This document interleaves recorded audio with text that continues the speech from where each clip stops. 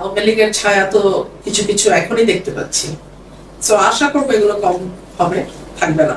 সকল ক্ষমতার উৎস জনগণ এবং প্রশাসনের সমস্ত খরচপাতি আসে দেশের সাধারণ, একেবারে সাধারণ মানুষের টাকা থেকে। এটা প্রশাসনকে বুঝে কাজ করতে হবে। বিএনপির লোকাল লিডাররা মানুষকে ঘরে ঘরে গিয়ে ভয় দেখিয়েছে। বিএনপির লোকাল লিডাররা রাতে গিয়ে টাকা বিলি করেছে।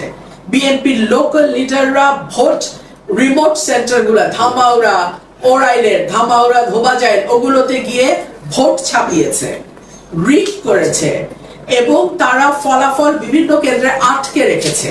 গতকালকে রাতে উচালিয়া পাড়ায় রাত 10:30 পর্যন্ত আমি কেন্দ্রের ভিতরে ঢুকে 5 বারের মতো ফল গণনা করতে বাধ্য করেছে এবং দেখা গেছে এতগুলো ভুয়া ভোট, ভুয়া ব্যালট পেপারে তারা খেজুর গাছ মার্কায় দিয়ে এসছে এবং তখন আমাকে তারা মারতে গিয়েছিল বিএনপির লোকজন। সেনাবাহিনী গিয়ে পরিস্থিতি নিয়ন্ত্রণে আনে।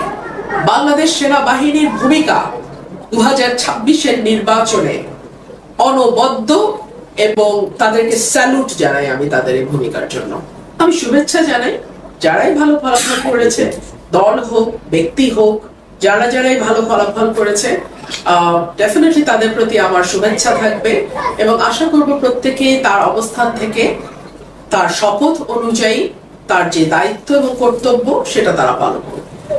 ঘরের মেয়ে, আমি তো ঘরের মেয়ে হলাম ব্রাহ্মণবাড়িয়ার, আমি তো ঘরেই আছি, ঘরের মেয়ে তো বাইরে যায়নি। আমি যদি গিয়ে সিলেটে নির্বাচন করতাম তাহলে বলতেন ঘরের মেয়ে বাইরে গেছে। আমি ব্রাহ্মণবাড়িয়ার মেয়ে, আমি তো ব্রাহ্মণবাড়িয়াতেই আছি। আমার দল তো আমাকে বহিষ্কারই করে দিয়েছে। আমার দল বলে তো কিছু, এটা তারেক রহমান সাহেবের দল, উনি তো আমাকে বহিষ্কার করে দিয়েছেন, তার আমার দল না। ভয়ানক প্রশাসন অসম্ভব রকম বায়াসড ছিল আমাদের প্রতি। পদে পদে তারা থামানোর চেষ্টা করেছে, হেনস্থা করার চেষ্টা করেছে। ইভেন প্রশাসন আগের দিন, ভোটের আগের দিন চেয়ারম্যানদের ডেকে নিয়ে গিয়ে বলেছে যে আপনারা তো আমাদের লোক, আপনারা বুঝে ভোট দিবেন। সো এরকম দুষ্টামি প্রশাসন করেছে এবং আমি বলবো যে এই যে পলিটিশিয়ানদের তাচ্ছিল্য করা, এটা হচ্ছে গত 15 বছরের সংস্কৃতি। কারণ প্রশাসনের উপর নির্ভর করে গত 15 বছর সরকার চলেছে। কোনো পলিটিশিয়ান নিজের জনপ্রিয়তায় জিতে আসতে পারে নাই। সো প্রশাসনের মজ্জায় ঢুকে গেছে যে দে আর অল ইন অল।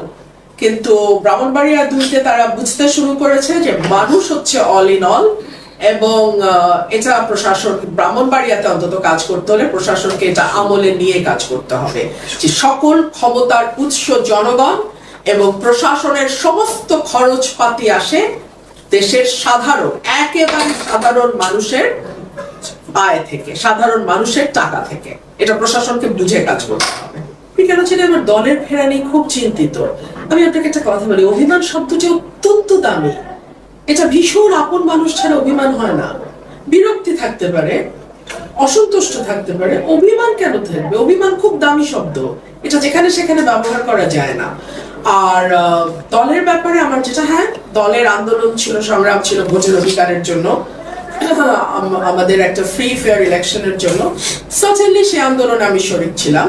কিন্তু একই সঙ্গে দলের 18 মাসের কার্যক্রমে আমরা দেখেছি কি করে মানুষের কাছ থেকে পয়সা আদায় করা যায়, কি করে জুলুম করা যায়, কি করে জমি দখল করা যায়, ব্যবসা দখল করা যায়, বালুর ব্যবসা করা যায়, কি করে দুর্নীতি করে পয়সা কামানো যায়, কি করে র্যানসেকিং করা যায়, তদবিরবাজি করা যায়, কি করে চাঁদাবাজি করা যায়। এখন আপনি কি বলতে চান আমি ওগুলোর সঙ্গী হব? তা তো নয় নিশ্চয়ই। সিম্পল, আমার রাজনীতি আমার, দলের রাজনীতি দলের। আমি আশা করব তারা 2001 থেকে 2006 যে ভুলগুলো করেছে তার রিপিটেশন তাদের হবে না। গত 1.5 বছর তারা মানুষের উপরে যে এরকম একটা মানে নানান রকম ভাবে মানুষকে তারা বিরক্ত করেছে, সেইটা আর পুনরাবৃত্তি হবে না, এইটুকুই আমার আশা থাকবে।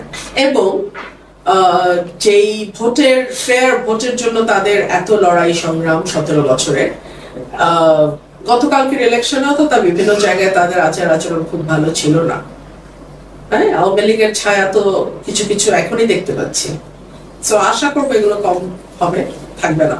আবার জামাত ইসলামী বলেছে তারা সংসদে যাবে না, গতকালকে বিভিন্ন গণমাধ্যমে কথাটা আসছে। যদি ওরা যদি সংসদে না যায়, গণতন্ত্রের জন্য কোনো ধরনের প্রতিবন্ধকতা মানে প্রত্যাশা হবে কিনা আগামী দিনে? আমাদের তো এই মুহূর্তে আওয়ামী লীগকে বাদ দিয়ে আমরা নির্বাচনটা করলাম এবং আওয়ামী লীগ সহ আরো যে বাম দলগুলো আছে তারা কিন্তু কেউ এই মুহূর্তে নির্বাচনে সংসদে নাই। তাহলে আমি জানি না জাতীয় পার্টি কয়টা আসন পেয়েছে এটাও আমি ঠিক জানি না, শূন্য সম্ভবত। তো তাই যদি হয়ে থাকে তাহলে আসলে বিরোধী দলে তো থাকতে হবে কাউকে না কাউকে। সো সেটা কিভাবে হবে এটাও তো একটা বড় প্রশ্ন, দেখা যাক, সময় করবে। আপনার বিএনপি যদি আপনাকে মন্ত্রিত্ব দেয় দলে আপনি কি করবেন? আপনার গতকালকে বিভিন্ন জায়গায় ভোট ছাপানোর চেষ্টা হয়েছে, দুপুরের পর রেজাল্ট আটকে রাখার চেষ্টা হয়েছে। এমনকি আমি নিজে গিয়ে উচালিয়া পাড়া কেন্দ্রে আমাকে খেজুর গাছের কর্মীদের সাথে আমি মারামারি করেছি, আমি নিজে মারামারি করেছি। মারামারি করে আমি কেন্দ্রে ঢুকেছি, আবার ভোট গুনিয়েছি, কিছু ফলস ভোট ওখানে পেয়েছি। সো এগুলো সবই চ্যালেঞ্জ। আমার জার্নিটা কঠিন ছিল নিশ্চয়ই, তবে আমার চেয়েও কঠিন ছিল আমার নেতা কর্মীদের। ধরুন আমি যদি আজকে না জিততাম, আমাকে হয়তো আবার ঢাকায় ফিরে যেতে হতো, আমি আমার পেশায় ফিরে যেতাম। কিন্তু আমার এই যে এতগুলো কর্মী আপনি দেখতে পাচ্ছেন, সবাই বহিষ্কার হয়ে গেছে। এই 17টা বছর তারা এত শ্রম দিয়েছে, এত কষ্ট করেছে, ঘরে ঘুমাতে পারে নাই। কত কত কর্মী আমার বহিষ্কার হয়ে গেছে, তারা তো কেউ কোনো কষ্ট রাখে নাই মনে। সবাই খুশি, সবাই খুশি, সবাই বলতেছে আলহামদুলিল্লাহ। আমি ভালোবাসার ঋণ কিভাবে শোধ করবো? এই ঋণ তো অনেক বড় ঋণ। সঠিক প্যাড আর সঠিক তথ্য দিয়ে এসব সামলে নিব এক হয়ে। Monalisa sanitary napkin. তারা কিন্তু বেশিরভাগ দলীয় প্রার্থী, দলের মার্কার কারণে তারা জিতে আসে এবং তারপরে আর তাদের খবর থাকে না।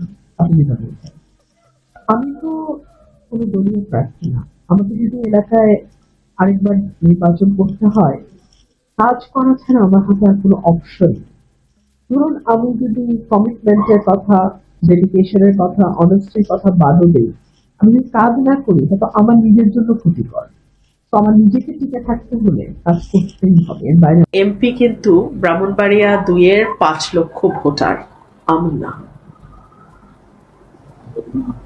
ব্রাহ্মণবাড়িয়া যারা ভোটার আছে তাদের কাছে কোনো বিশেষ বার্তা আছে কিনা, ভিডিওর পর আপনার তাদের কাছে কোনো বার্তা আছে কিনা? আমি আমার নেতাকর্মীদেরকে বলবো আপনারা জয়ের আনন্দটা সবার সাথে ভাগ করে নেন। আমি জানি আপনাদের উপরে অনেক রকম হুমকি এসছে, এখনো আপনাদেরকে হুমকি দেয়া হচ্ছে, বলা হচ্ছে বিএনপি ক্ষমতায় যাচ্ছে, আপনাদেরকে দেখে নেওয়া হবে। আমি জানি এই সব কিছুই। তারপরে আমি বলবো আপনারা শান্ত থাকবেন। যারা হুমকি দিচ্ছে তারা হুমকি দেয়, কিন্তু তারা কখনো জয়ী হয় না। সো আপনারা জয়ী হয়েছেন, আপনারা শান্ত থাকবেন। আপনাদের দায়িত্ব হচ্ছে সরাইল আশুগঞ্জের মানুষকে ঐক্যবদ্ধ করা এবং একসাথে যাতে আমরা একটা মডেল উপজেলা করতে পারি, যেটা আমার নির্বাচনী অঙ্গীকারের মধ্যে অন্যতম, যে আমি সরাইল আশুগঞ্জকে একটা মডেল উপজেলা হিসেবে দেখতে চাই। আপনাদের সহযোগিতা ছাড়া সেটা সম্ভব নয়। সো আমি আশা করব আপনারা আমার হাতকে শক্তিশালী করবেন। দলগতভাবে তো বিএনপি মানে সরকার গঠন করতে যাচ্ছে, আপনি তো একসময় বিএনপি ছিলেন, আপনার অবস্থানটা কি হবে সেক্ষেত্রে? আমার অবস্থান হবে একজন স্বতন্ত্র সংসদ সদস্যের যে অবস্থান থাকে সেটাই, এবং আমি কখনোই কোনো অন্যায়কে অন্যায় দেখে চুপ থাকি নাই। সেটা আমার ভূতপূর্ব দলের সদস্য যখন আমি ছিলাম তখনও আমি তাদের চাঁদাবাজি, মানুষের উপরে জুলুম, এগুলোর বিরুদ্ধে কথা বলেছি। সরকারে কে আসলো আর কে আসলো না এটা আমার বিষয় না। আমি সরাইল আশুগঞ্জকে রিপ্রেজেন্ট করছি, ব্রাহ্মণবাড়িয়া 2-এর প্রতিনিধিত্ব করছি। আমার এলাকার স্বার্থ, আমার মানুষের স্বার্থ এবং আপামর দেশের রাজনৈতিক ল্যান্ডস্কেপ নিয়ে আমার আলোচনা হবে। কারণ আপনাকে যদি দলগতভাবে বিএনপি দলের আমন্ত্রণ জানায়, সেক্ষেত্রে আপনার পদক্ষেপ কি হবে? আগে আমন্ত্রণ জানাক, তারপরে দেখা যাবে। আপনার আব্বা তো এই আসলে ইলেকশন করেছিলেন, আপনার আব্বা করে আজকে তো আপনি পেরেছেন, এই বিষয়ে যে একটু বলতেন। আমার বাবা পেরেছিলেন, 73 সালে আমার বাবাও নির্বাচিত হয়েছিলেন, কিন্তু তাকে বেসরকারিভাবে ফলাফল ঘোষণা হওয়ার পর পরের দিন তার ফলাফল পরিবর্তন করা হয় এবং তখন রাষ্ট্রের সর্বোচ্চ কর্ণধার তাকে ফোন করে বলেছিলেন, কি অলি আহাদ, জিততে পারলা না আমাকে ছাড়া। সো বাংলাদেশের নির্বাচনের ইতিহাসের কলঙ্ক তো 73 থেকে শুরু হয়েছে।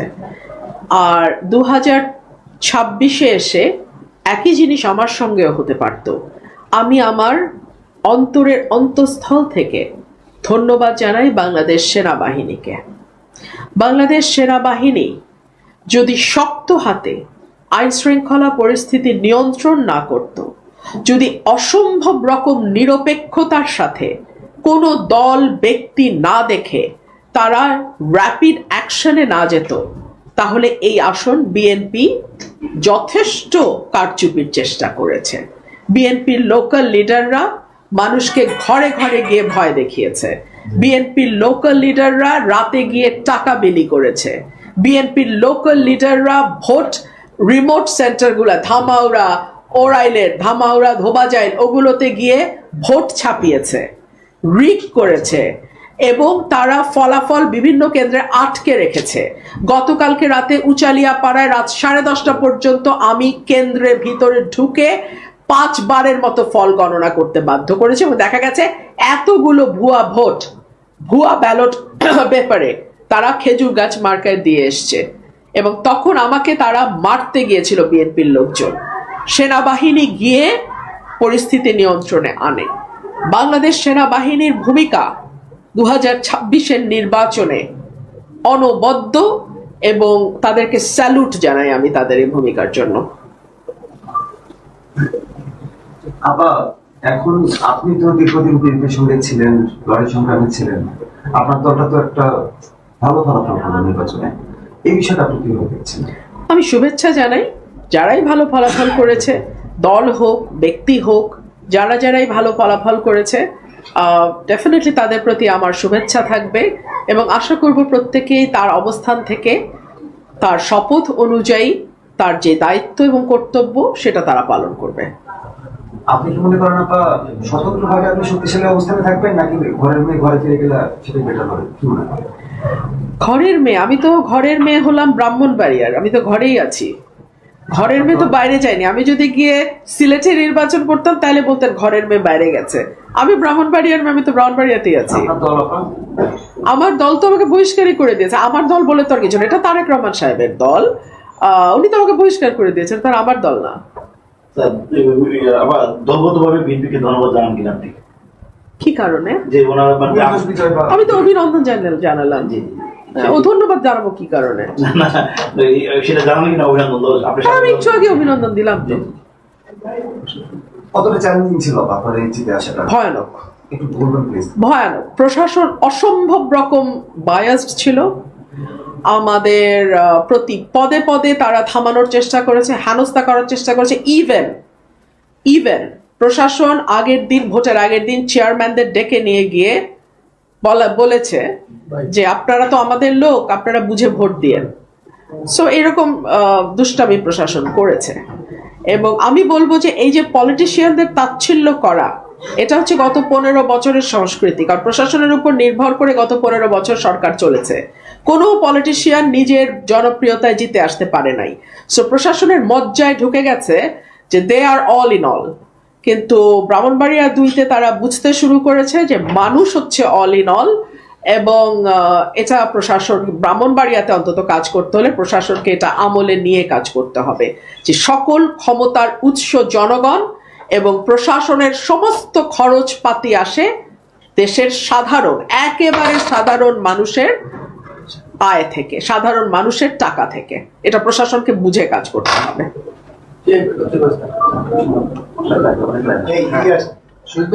আপা, আপনার কথায় আমরা কিছুটা অভিমানের সুর পেলাম।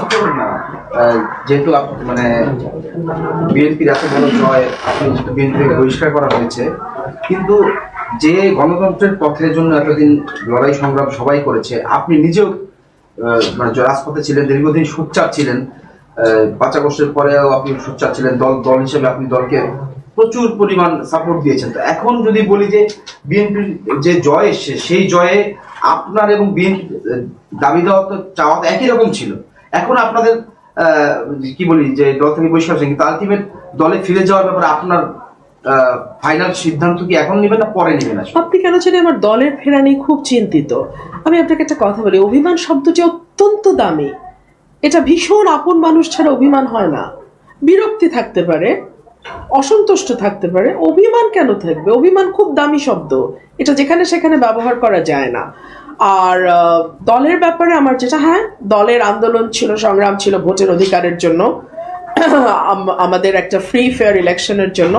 সার্টেনলি সেই আন্দোলনে আমি শরিক ছিলাম, কিন্তু একই সঙ্গে দলের 18 মাসের কার্যক্রমে আমরা দেখেছি কি করে মানুষের কাছ থেকে পয়সা আদায় করা যায়, কি করে জুলুম করা যায়, কি করে জমি দখল করা যায়, ব্যবসা দখল করা যায়, বালুর ব্যবসা করা যায়, কি করে দুর্নীতি করে পয়সা কামানো যায়, কি করে রেন্ট সেকিং করা যায়, তদবিরবাজি করা যায়, কি করে চাঁদাবাজি করা যায়। এখন আপনি কি বলতে চান আমি ওগুলোরও সঙ্গী হব?